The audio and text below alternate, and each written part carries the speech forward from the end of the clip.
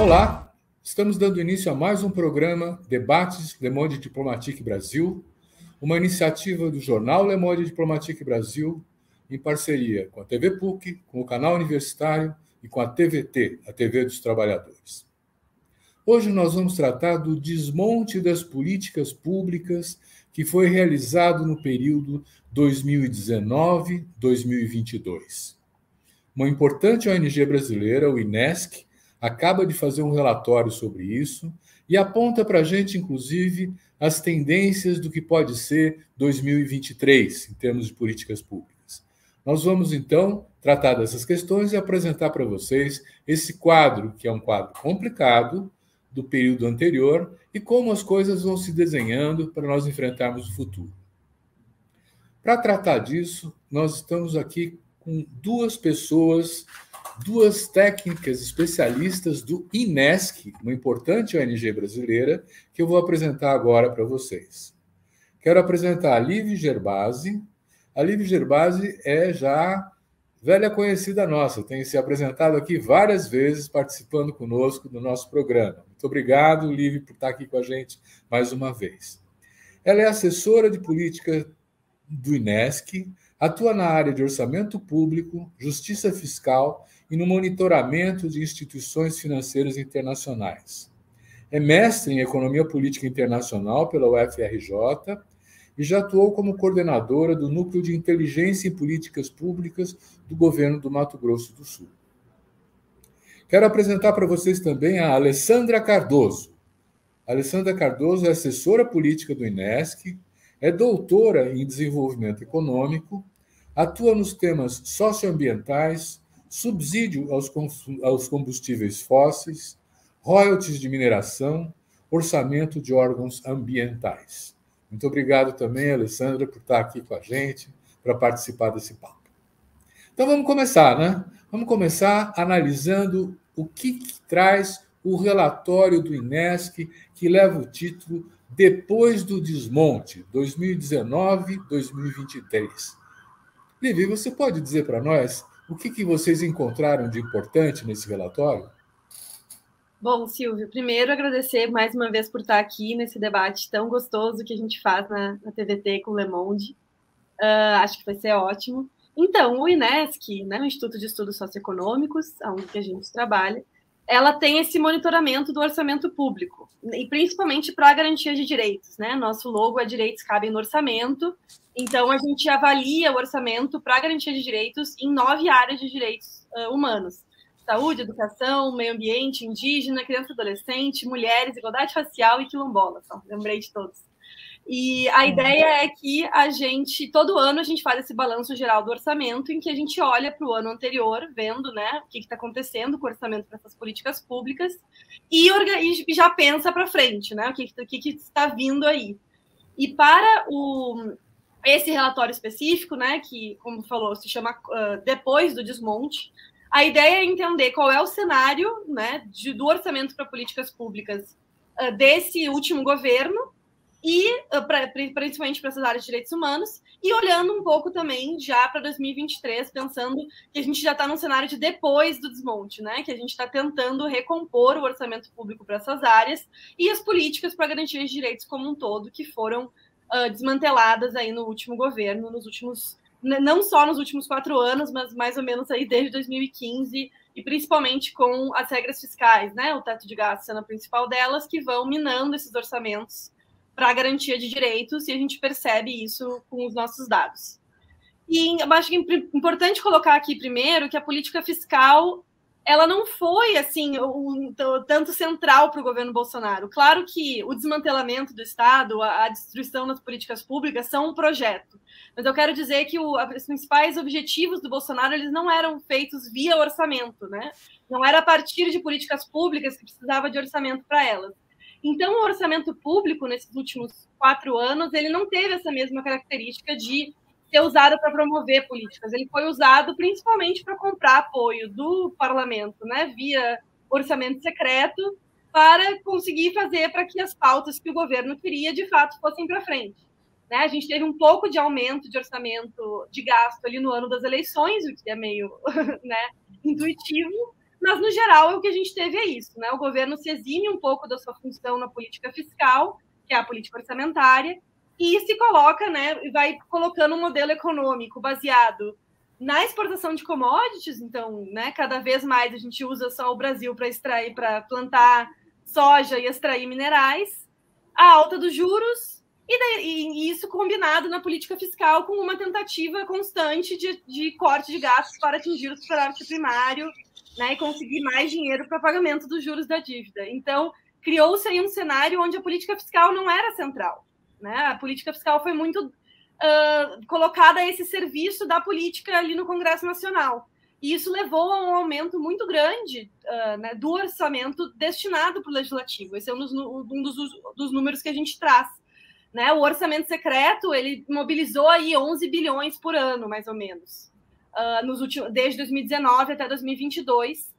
Isso significa, por exemplo, né, a gente vai falar aqui de vários números, o orçamento do meio ambiente é 2 bi. Então, para vocês terem uma noção quão grande é falar que a gente teve 11 bi por ano de orçamento secreto, que a gente ainda não sabe, né, direito quem se beneficiou, qual foi o impacto disso. Tudo isso agora, né, ele foi declarado como inconstitucional pelo STF ano passado.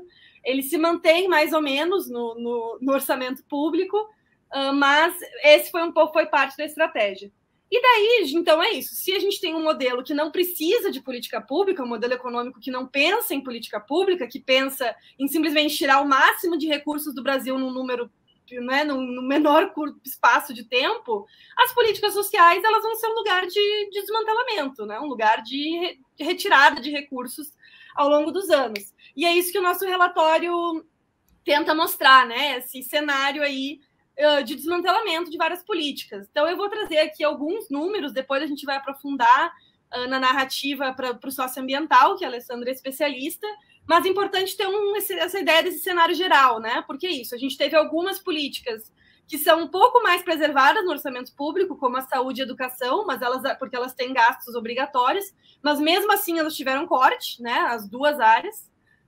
E as outras áreas que a gente analisa, que são aquelas áreas de despesa discricionária, né, que o governo não tem essa margem de manobra que o governo tem, né, desculpa, em vez comparado com as obrigatórias, que o governo tem que gastar, as discricionárias o governo não tem. São essas que daí a gente vai começando a ver cortes cada vez maiores, porque né, o governo tem a opção de gastar e ele acaba não gastando, né? Muitas políticas elas ficam apenas por emenda parlamentar, então a emenda é o legislativo que garante, né? Porque ele está cada vez mais segurando o orçamento público, né? Chegou a um momento que os próprios ministérios falam com o Congresso para pedir recurso para suas políticas. Então, assim, se mudou um pouco a lógica dessa execução das políticas públicas, principalmente das discricionárias.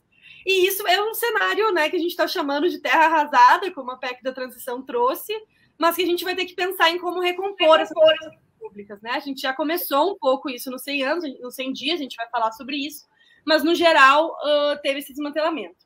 Então, eu vou trazer alguns dados, né, por cima desse desmantelamento. Então, por exemplo, a saúde ela ganhou muitos recursos no ano da Covid, né? Mas, tirando o orçamento da Covid, ela perdeu recursos, né, nos últimos 4 anos, perdeu 8%, que não é tão grande quanto os números que a gente vai ver em outras áreas, como eu falei, porque a saúde ainda ela está gastando basicamente o mínimo, ela não tem como gastar menos, né? Então, as diminuições são menores. Mas a educação, por exemplo, teve uma queda maior, e em alguns, principalmente naquela parte que não é segurada ali pelo Fundeb. Então, por exemplo, o ensino superior perdeu 20%, a CAPES perdeu 39%, o EJA, né, que é a educação de jovens e adultos, também foi desmantelada, as creches perderam 60% de recurso. Então, esses recursos que não estão nessas políticas mais estruturadas, né, e garantidas principalmente pelo Fundeb, caíram. Bom, alguns outros números, né? Então, a gente estuda direito à cidade, que é, né, a garantia de transporte público, saneamento, isso também foram áreas muito desmanteladas. Saneamento básico basicamente acabou em questões federais, né, no orçamento federal. Transporte público, que também não é uma função tão da União, mas que a União ajuda, mas teve queda de 65% dos recursos. Daí, meio ambiente, a Alessandra, vou deixar para ela, que ela vai falar mais aprofundadamente. Mas, por exemplo, as políticas para povos indígenas, né? A gente teve um orçamento que caiu pela metade, né? Que foi desmantelado pela metade, mesmo com o aumento da população indígena. Teve uma diminuição no orçamento da FUNAI, que estava gastando aí, nos nossos números, de R$900 por indígena, caiu para R$400 por indígena. E a FUNAI é importante que são políticas bem territoriais, né? Então, que a FUNAI vai lá, tem que fazer o monitoramento, a fiscalização, a assistência para os indígenas. Então, esse corpo de servidores que atuam no território é tão importante.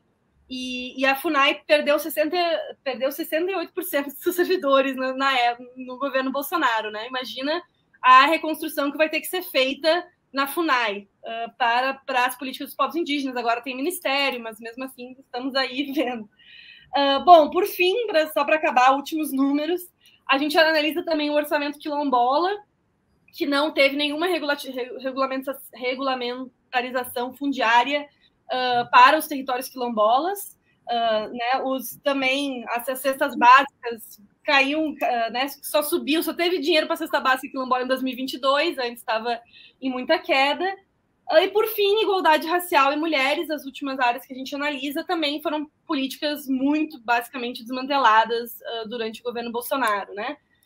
Em que saíram aí de um orçamento de 18 milhões para 200 mil, basicamente desmanteladas essas duas políticas, tanto para a garantia de igualdade racial, como também para o enfrentamento à violência contra a mulher, a promoção da autonomia das mulheres. E, por fim, só a última área, que é criança e adolescente, a gente analisa né, as políticas para atender esse público específico, que deveria ser uma prioridade, de acordo com o Estatuto da Criança e do Adolescente, e a gente teve uma queda muito grande. Basicamente, só um programa, uma política pública para criança e adolescente, de fato, aconteceu nos últimos 4 anos, que foi o Criança Feliz, que é uma política de assistência, onde pessoas terceirizadas, precarizadas, vão conversar com as famílias nas casas para prover assistência, mas não é uma política muito bem avaliada até agora, nas avaliações que nós temos. Enquanto políticas como o desmantelamento do trabalho infantil, o fim do trabalho infantil, foram desmanteladas, né? Então, a gente teve aí uma mudança no perfil das políticas públicas, das poucas que sobreviveram para a garantia de direitos. Acho que é isso, Silvio, como um cenário inicial aí. Não é um cenário muito bom, né? É um cenário de uma denúncia que realmente deve levar um grande esforço para recompor todo esse trabalho que já foi acumulado anteriormente. Alessandra, na sua área, como é que você vê esse desmonte, hein? Então, Silvio, primeiro, obrigada também pelo convite, da Diplomatique em parceria com a TVT. Minha primeira vez aqui. Eu acho que é interessante, assim, quando a gente olha esse cenário geral, que o INESC tem trazido a cada ano, né, na análise do orçamento geral, porque a gente vê que não é um problema, não é um processo que ele é de um setor, ou de uma política, de um ministério. Realmente foi um processo de desmonte. A gente também chama de desmantelamento como estratégia política, né? A estratégia do governo foi fazer com que a máquina não operasse, né? Então, a questão do corte do orçamento, ela é reflexo também de uma estratégia que né, no nosso modo de ver, é uma estratégia deliberada de desmontar a institucionalidade das políticas, o orçamento das políticas, a base infralegal das políticas, e no caso do meio ambiente isso ficou muito claro, né? Assim, isso claro e documentado, né? A estratégia de deixar passar boi boiada foi uma estratégia de ocupar um espaço de institucionalidade que foi construída com muito tempo, muita luta pelo movimento ambientalista, socioambientalista, e uma estrutura de décadas de construção, e realmente fazer com que, né, nesse momento aí do governo dos últimos 4 anos, isso fosse utilizado para desmontar essa estrutura. Então, o que a gente está trazendo aqui nesse balanço, e também mesmo nos anos passados, é exatamente isso, que isso tem uma expressão orçamentária e que isso tem consequências para a vida das pessoas, para o meio ambiente, para o desmatamento, e os números estão aí para mostrar o tamanho do estrago e o quanto também é difícil reconstruir, né? Porque, inclusive, quando a gente olha para o desmatamento, não é uma coisa que possa ser resolvida da noite para o dia, porque é preciso reconstruir um processo de política pública, de fiscalização, de própria legitimidade do Estado para evitar o crime, né? Nesse caso, o crime organizado e desorganizado na Amazônia, em todos os biomas. Então, no caso do BGU, assim, acho que a primeira questão para a gente lembrar, reforçando o que a Liv trouxe, é que um orçamento para várias políticas públicas, com uma exceção, aí, relativa exceção para saúde e educação, que tem uma regulamentação muito própria, elas foram radicalmente cortadas e desmontadas. E no meio ambiente isso foi muito, muito evidente, né? A gente saiu aí de um orçamento que já era muito baixo, porque acho que essa é uma questão que a gente tem que discutir também. A gente pode, no Brasil, com a dimensão continental, com os problemas que a gente tem, com os desafios que a gente tem, é viável um orçamento da casa de 3 bilhões para todo o meio ambiente. Digo, MMA, administração direta, IBAMA, que cuida de toda a fiscalização ambiental, cuida também do licenciamento, para o ICMBio, que cuida de unidades de conservação no Brasil inteiro. Então, assim, para o serviço florestal que agora voltou, né? Mas para o Jardim Botânico, enfim, é um orçamento, no geral, é muito baixo. Então, assim, a gente tem que fazer uma discussão séria. Assim. É verdade que a gente desmontou, a gente saiu de 3 bi para 2019, no orçamento geral do meio ambiente de 3 bi para 2,7, 2,6 bi. Tem um desmonte aí, porque é uma despesa, como o orçamento é muito curto, qualquer corte é muito radical para o meio ambiente, né? Mas, de qualquer forma, tem uma questão estrutural aí, para a gente pensar qual é o tamanho da dimensão que é preciso ter para um orçamento de meio ambiente para a gente reconstruir aquilo que foi destruído, mas reconstruir em outras bases. Então, no BGU, na análise de meio ambiente, a gente traz bastante essa análise. A gente também mostra como que a Liv falou já, né? Assim, o orçamento discricionário, que é aquele, né, que o gestor e o poder público têm a decisão de aplicar ou não e onde aplicar, ele é muito baixo no Brasil. E esse orçamento discricionário, ele foi, em grande medida, capturado pelo Congresso Nacional, pelas emendas de relator, e o que a gente viu é que é incrível, né? Que, assim, ainda que esse orçamento tenha sido capturado, com todas as questões, quanto desse orçamento foi para meio ambiente? Foi 0,1%, né, de bilhões que foram aí aplicados, e a gente está vendo aí com corrupção, com, né, intenções eleitoreiras, e para o meio ambiente a gente tem uma dificuldade enorme, ainda quando se tenha mais dinheiro, que os parlamentares tenham possibilidade de manusear esse dinheiro por meio de emendas, a gente vê que o meio ambiente nunca é uma prioridade. Então, essa é uma questão que acabou tornando ainda mais precária a execução do orçamento para o meio ambiente no período aí do governo Bolsonaro, que não por acaso também coincidiu com o período aí do orçamento secreto. Então, teve um corte, né, que ele vem não só por uma despesa que já está no osso, né, sempre foi, é muito restrita, depois pela apropriação de boa parte do orçamento pelas emendas de relator, pelo Congresso Nacional, e depois a gente tem que lembrar também de um outro problema que a gente está discutindo agora, como fazer, que é a questão do teto de gastos, porque o teto de gastos, ele é uma regra que ele produziu junto com o governo também uma situação de inviabilidade das políticas públicas, principalmente das políticas não os gastos primários, não obrigatórios, e aqueles que não eram protegidos pela Constituição, como é o caso do meio ambiente, como é o caso da política para os povos indígenas, como é o caso da política para os povos quilombolas. Então, assim, o que a gente viu e a gente tem visto nesses últimos 4 anos, e esse BGU traz um consolidado, que é bem legal, porque ele traz uma análise dos 4 anos, né? A gente foi acompanhando ano a ano e trouxe aí esse consolidado para mostrar o tamanho do problema e o tamanho do desastre, o tamanho do desafio. Deixa eu fazer uma pergunta para as duas, que é o seguinte. Você fala assim, tem 2,6, 2,7 bi no orçamento do meio ambiente, né?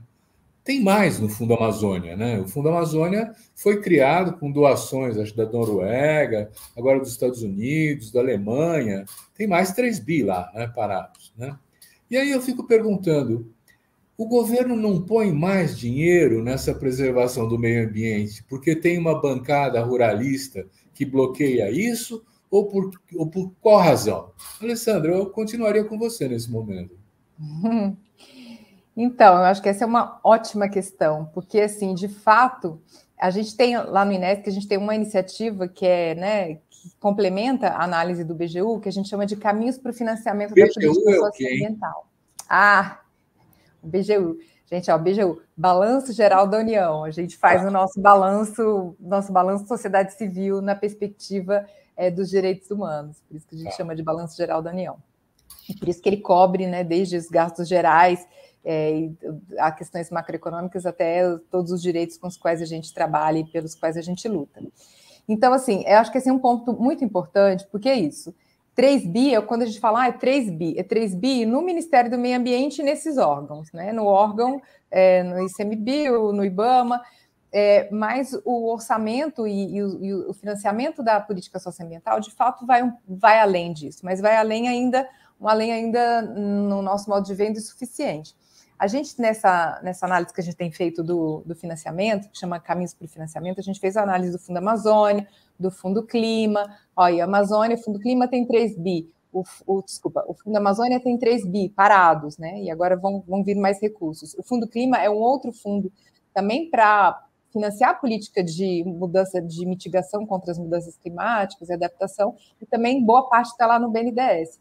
E aí dá mais 600, 700 milhões por ano. Então, é um dinheiro, sim, e esse dinheiro, inclusive, voltando ao ponto, né, ele ficou parado não por acaso, porque não existe uma intenção do governo, ao contrário, de fazer com que essas políticas fossem adiante. Nesse caso, o Fundo Amazônia ele era muito conectado ao PPCDAN, né, que é a política de combate ao desmatamento. Então, existia uma política de um lado, existia um instrumento de financiamento, que é o BNDES de outro, financiando via Fundo Amazônia. Isso tudo foi desmontado. E é suficiente? Não, não é suficiente. Tem uma questão que a gente tem que enfrentar agora, que é qual é o tamanho do orçamento que a gente precisa, tanto via orçamento público, quanto o papel do BNDES também, né? Porque tem o Fundo Amazônia, tem o Fundo Clima, tem o Fundo Socioambiental. Então, quer dizer, a gente diz que o governo pode mais, pode muito mais, porque tem recursos, e ele pode melhor, porque, na verdade, toda a experiência do Fundo Amazônia é mostrar como que uma gestão com participação da sociedade civil, com um comitê orientador, com um banco dialogando com a sociedade, e com organizações que a gente tem que reconhecer que implementam, sim, política pública. O que seria da política de meio ambiente socioambiental no Brasil se não fossem as organizações que estão lá na ponta, fortalecendo comunidades, fazendo processos de desenvolvimento socioprodutivo, de economia da sociobiodiversidade. Então, essa riqueza toda, ela não é capaz de ser produzida do ponto de vista de solução de política pública sem que a sociedade civil, as organizações e os movimentos sociais não estejam atuantes. Então, a gente viveu um processo de criminalização que a gente corre o risco, né, de enfrentar ainda pela frente, principalmente agora no Congresso, e é importante entender que, assim, o recurso existe, as linhas de financiamento existem, seja fora do orçamento, como o Fundo Amazônia, que agora vai ter mais recurso, o Fundo Verde para o Clima, que é aquele ligado ao Acordo de Paris, que também tem recurso para financiar a política ambiental, política socioambiental, e a gente precisa realmente de uma sociedade civil atuando em parceria e dialogando com os órgãos ambientais e as instituições financeiras para que a coisa funcione melhor, volte a funcionar e funcione melhor do que já funcionou. Silvio, posso complementar? Pode, só vou acrescentar uma questão para você. O que dá para fazer com essa grana? Com a grana do meio ambiente? Com o dinheiro dos fundos, com o dinheiro do orçamento. Porque, olha, no último trimestre, o primeiro trimestre desse ano, parece que aumentou o desmatamento, né? Os indicadores mostram isso. Parece um fim de festa de quem não tem ainda a fiscalização montada, né? Como é que vocês veem isso? O que dá para fazer com esses recursos direcionados ao meio ambiente? Bom, eu acho que a Alessandra vai conseguir responder melhor do que eu posso tentar, mas eu queria só colocar duas questões para responder um pouco a tua pergunta de por que esse dinheiro não vai para frente, né?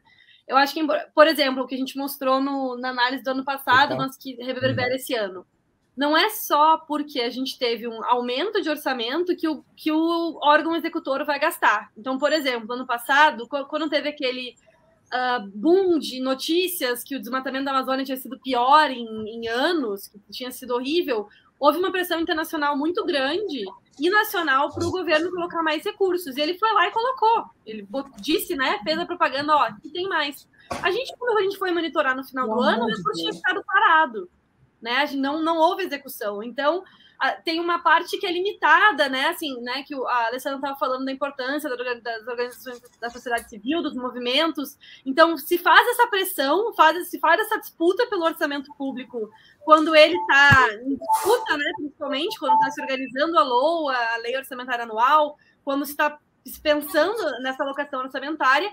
Mas a execução orçamentária sai um pouco do nosso poder, né? Porque simplesmente daí é o governo. Então, como a gestão anterior tinha esse objetivo claro, específico, evidente, de desmantelamento da política socioambiental, mesmo se ele diz que vai botar recursos, ele não de fato gasta, né? Então, eu acho que isso é importante.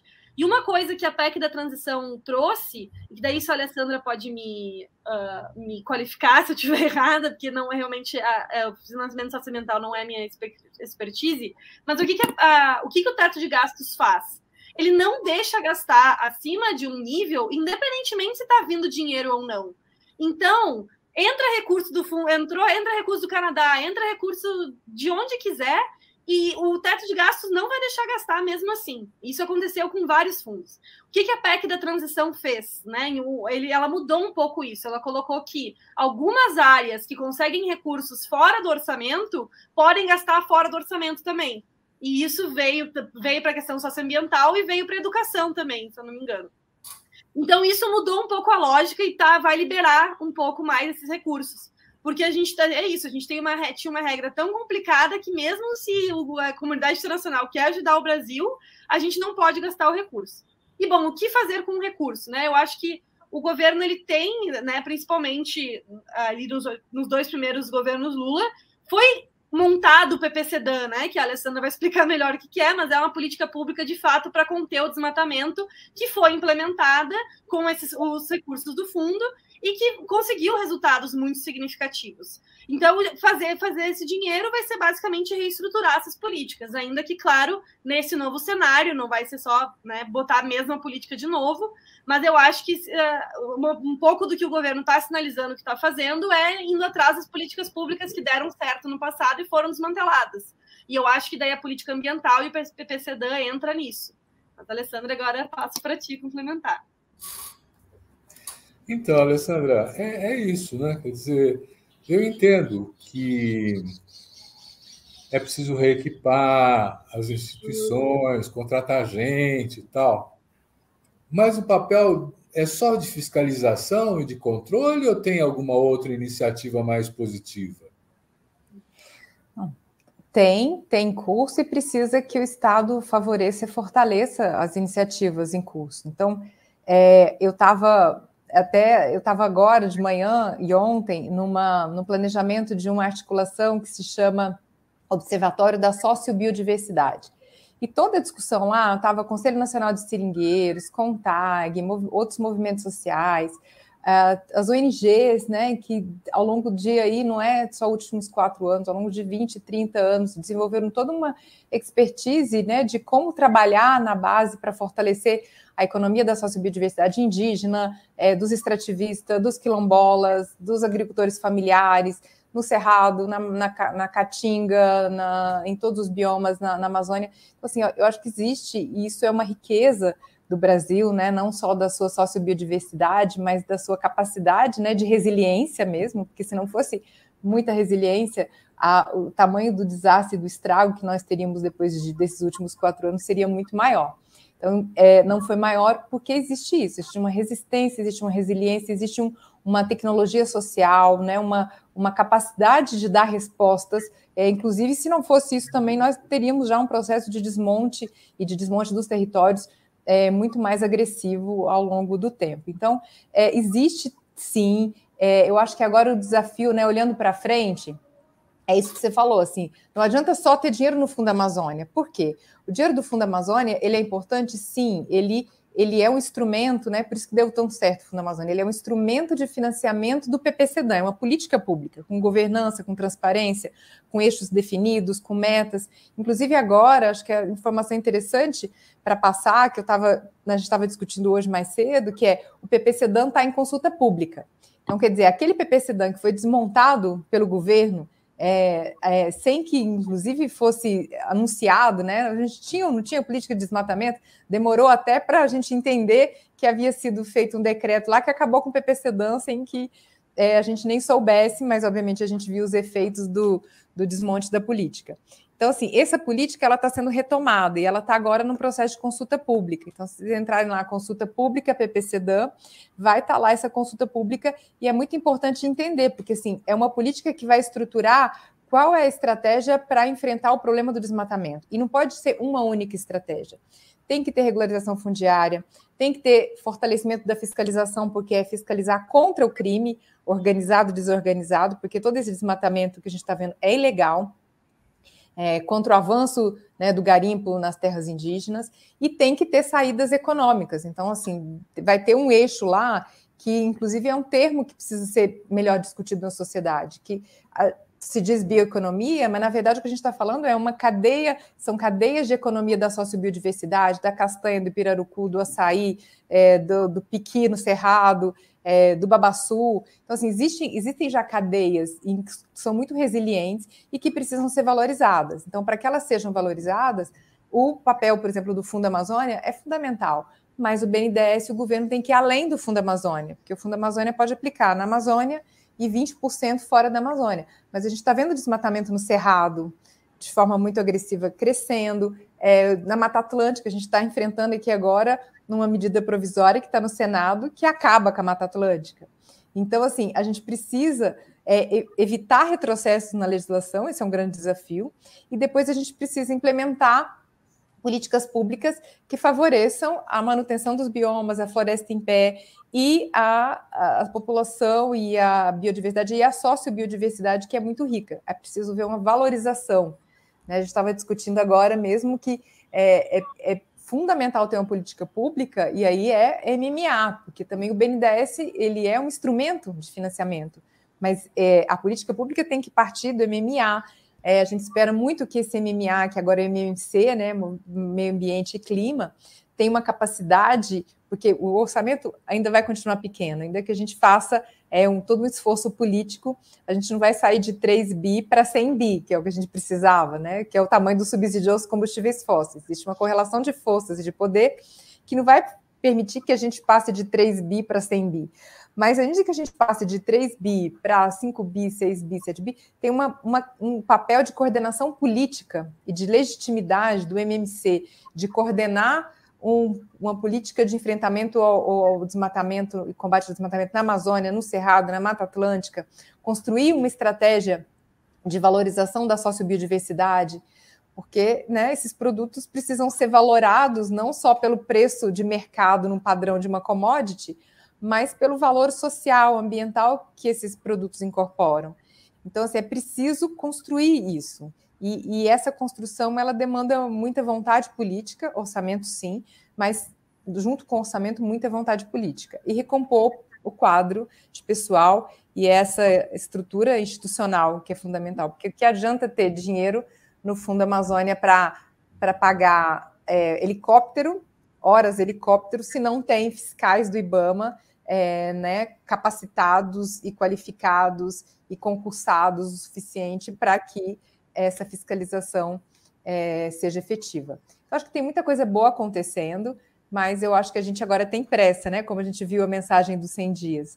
A gente tem que olhar para trás, mas correr para o futuro, porque o tempo é curto.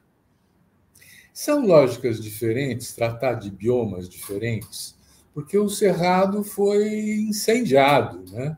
Inclusive tem o Dia do Fogo, 4 fazendeiros identificados que mandaram motoboys com latas de gasolina atrás tocarem fogo na floresta, né? Quer dizer, eu não sei nem se esses fazendeiros foram punidos ou não por isso, né? Mas são lógicas diferentes, inclusive orçamentárias, você pensar regiões do Brasil, Lívia? Para o tema da fiscalização e combate ao desmatamento, eu acho que não tanto. Por quê? Porque, na verdade, que nós temos um Código Florestal, que, por sinal, ele foi já reformado por pressão dos ruralistas para diminuir o tamanho do passivo, mas a gente tem um Código Florestal que diz o que pode e o que não pode ser desmatado. Então, tem a reserva legal que tem que ser protegida, área de preservação permanente que tem sido protegida. Então, a gente tem que ter uma implementação, a gente tem muita lacuna de implementação. E para fiscalizar, aí não importa se é, né, um pouco meu modo de ver, se é Amazônia, se é Cerrado, se é Caatinga, a gente tem que ter uma estrutura de fiscalização.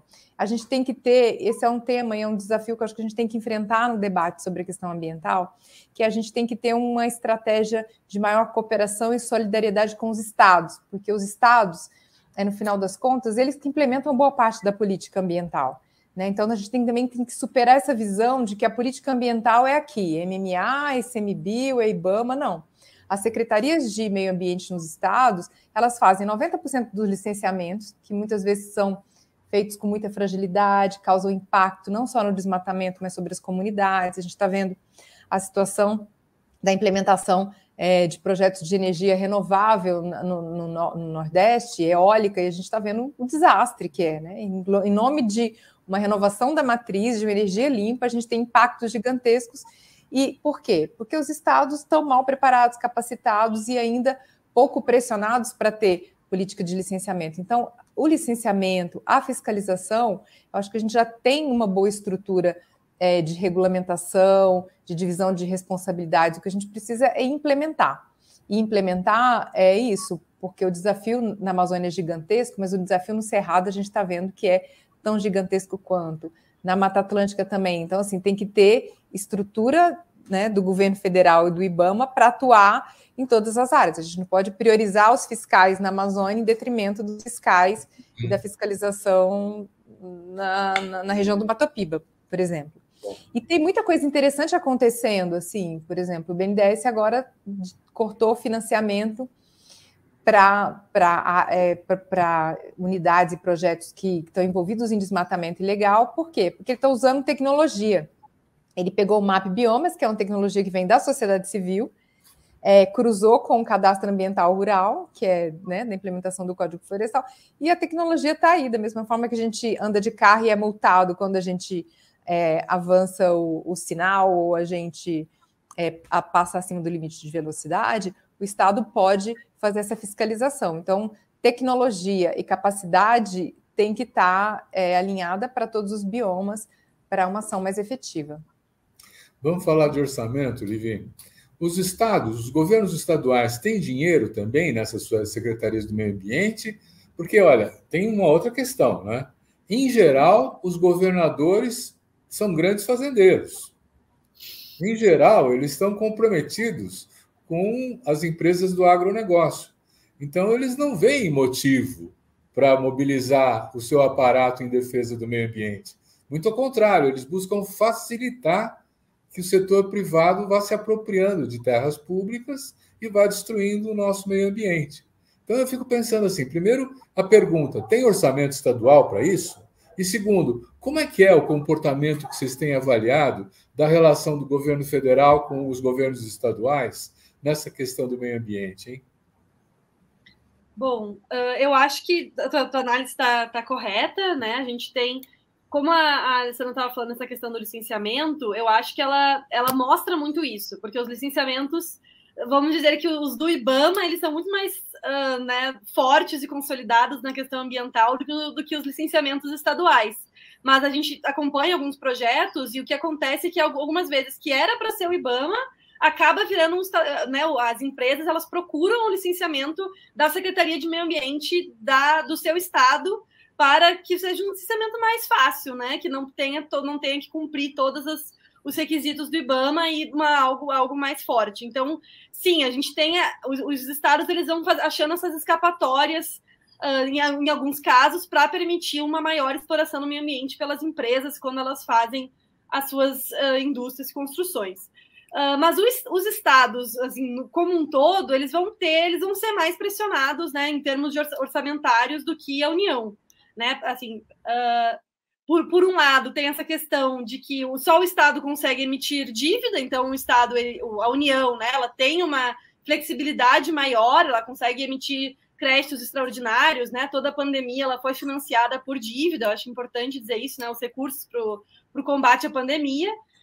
Então é isso. Então a União ela vai ter um pouco mais de flexibilidade. Os estados e os municípios eles estão muito muito presos, né? Eles estão com muito pouco dinheiro, vários com dívidas, vários recorrendo a dívidas ao Estado, e eles ficam com muitas responsabilidades em comparado com o seu orçamento, né? Eles vão gastar muito comparado com o que eles têm. Eu acho que isso é uma coisa que o governo também, né, vai ter que resolver aqui para frente, né? Não só para essa questão ambiental, mas como um todo. A gente vai ter que repensar o modelo federativo orçamentário, principalmente com essa reforma tributária, mas tem várias questões, porque é isso, os estados acabam ficando muito com pouco recurso e daí acabam fazendo essas coisas, o processo mais fácil, em vez de estruturar uma política pública de licenciamento, faz um licenciamento mais frouxo para que as empresas consigam fazer mais danos ambientais.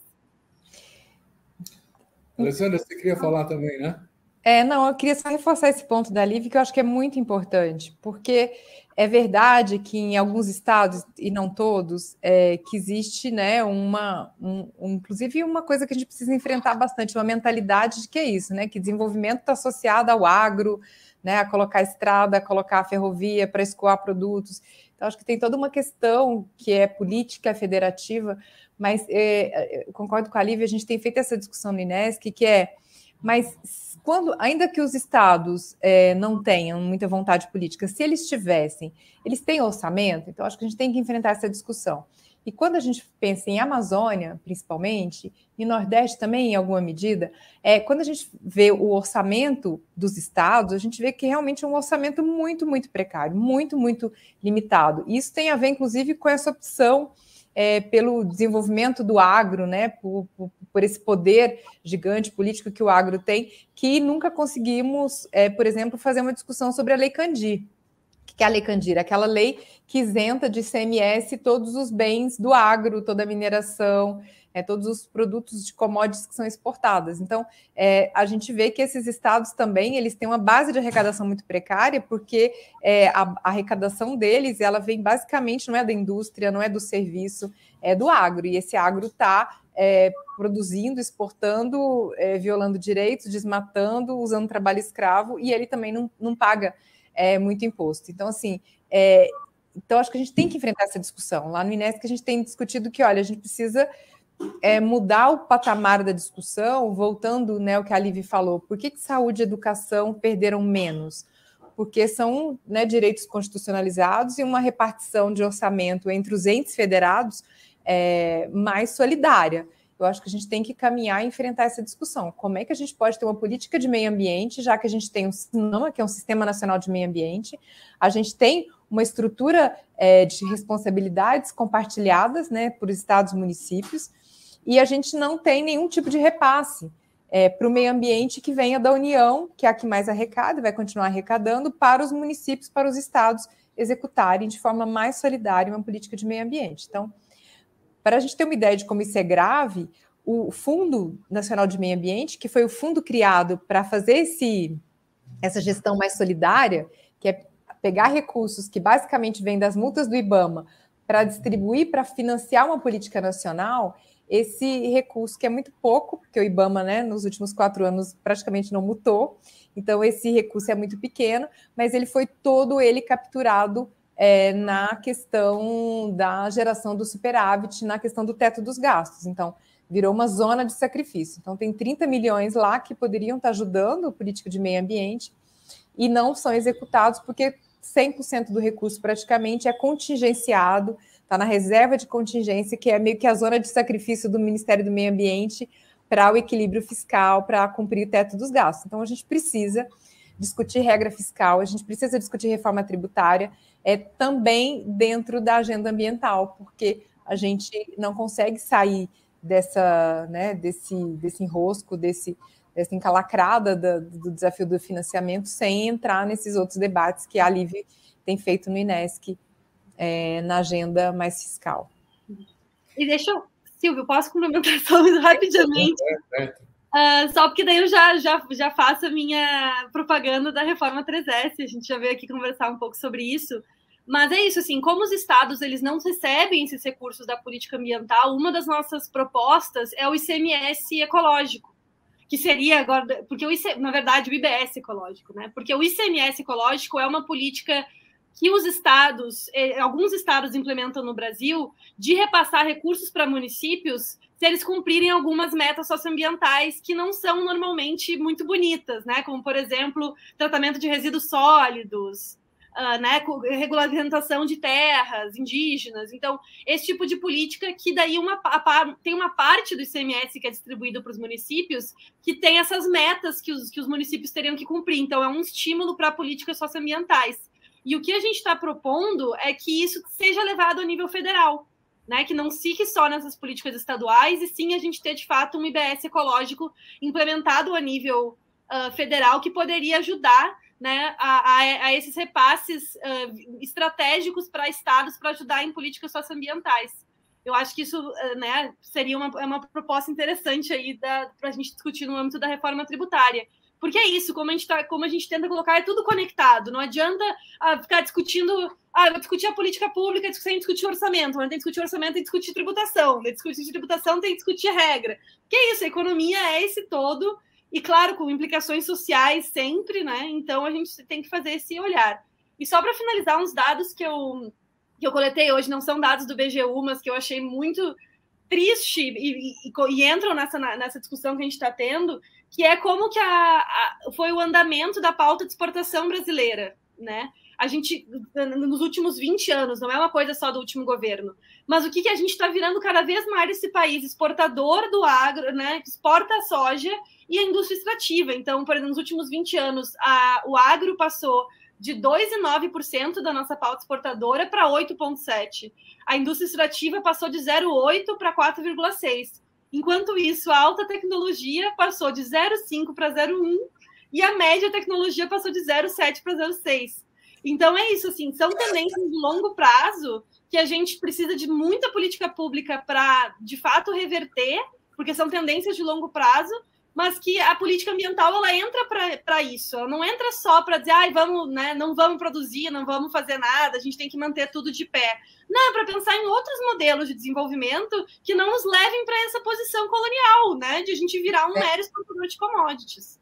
E tem outra agenda aí que até a gente pode fazer propaganda, né, Liv, que a gente está discutindo no INESC. No bolo de tudo isso ainda tem um outro tema, que são os incentivos fiscais para o agro, né, para essa fronteira que não acaba nunca no Brasil, né, porque a Mata Atlântica virou fronteira e está permanentemente sendo tentada como fronteira, o Cerrado e também a Amazônia. Então, assim, se for pensar nessa estrutura, para além da questão tributária, para além do teto, tem toda uma política de incentivos fiscais, que é isso, né? Ela foi construída na base de muito poder político e favorecimento dessa dinâmica do agro, e ela está em discussão agora, estão tentando renovar os incentivos para o Nordeste, Sudeste e Amazônia. E quando a gente fala quem tem incentivo, quem não paga imposto de renda na Amazônia, desde a década de 50, as grandes mineradoras, a Vale, a Hidro, toda a linha de transmissão de Belo Monte, todo o agro, o JBS,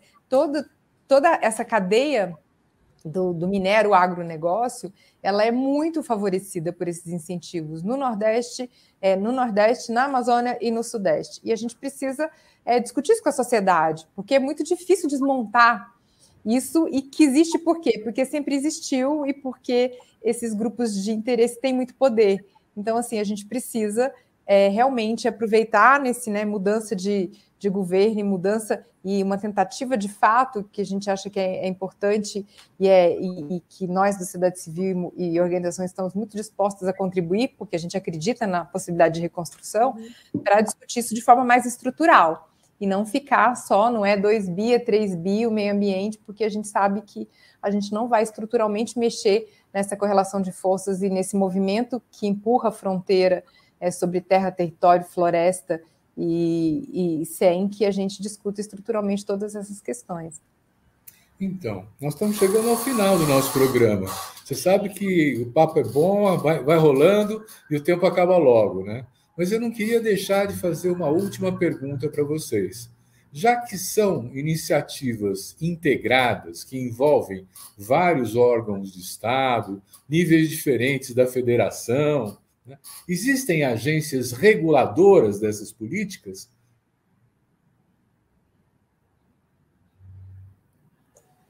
Da política ambiental?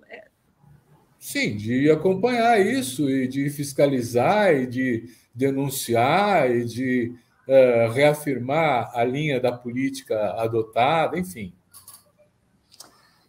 A gente não tem uma agência reguladora do meio ambiente, como a gente tem uma Agência Nacional de Energia Elétrica, uma Agência Nacional do Petróleo. Esse modelo de agência agora da mineração, eu acho que ele tem possibilidades e tem questões e problemas, mas se a gente tiver hoje, com o que a gente tem, o Ministério do Meio Ambiente e Clima, com autoridade política, né? Então, nós temos a Marina aí, que eu acho que vem de uma história de uma autoridade e de um governo que precisa, inclusive, ampliar essa autoridade política. A gente vai ter a criação de uma autoridade climática, que era uma promessa do governo, e isso vai demandar uma discussão de lei.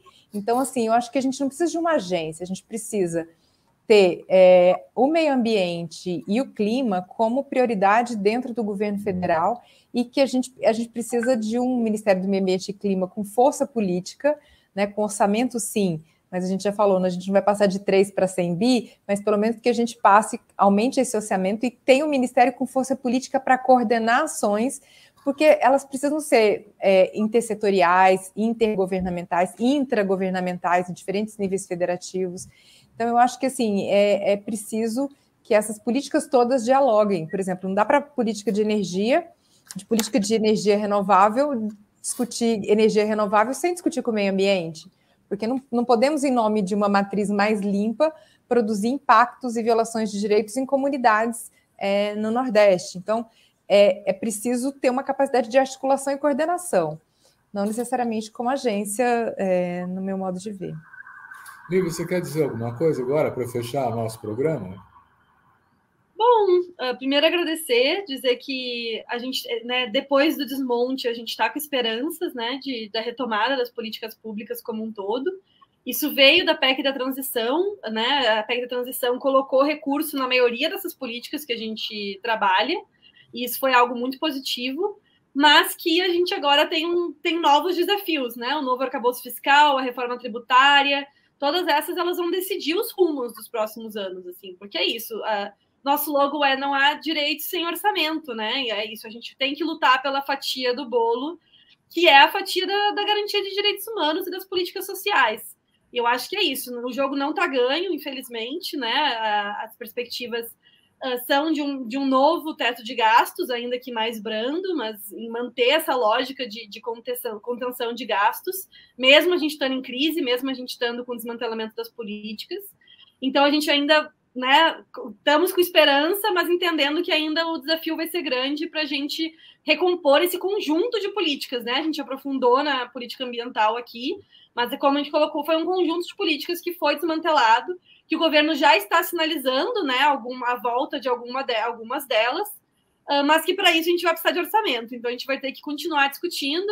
O plano plurianual vem aí, né, o PPA, que vai botar as diretrizes orçamentárias para os próximos 4 anos, e a gente no INESC está fazendo pressão para que seja com a maior participação social possível, né, para que todo mundo possa opinar para onde vai os recursos. E para o PPA não ser uma peça orçamentária fantasiosa, ele tem que, de fato, ser levado a sério e ele não pode ter uma regra fiscal que limita totalmente o gasto orçamentário.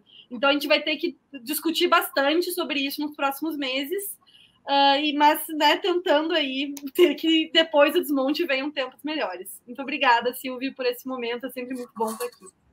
Que venham tempos melhores, não é isso? Bom, eu quero agradecer muito a Lívia Gerbasi e a Alessandra Cardoso, assessoras políticas do INESC, por esse papo muito esclarecedor. Muito obrigado. E agradecer também a você que nos assiste. Muito obrigado. Semana que vem tem mais.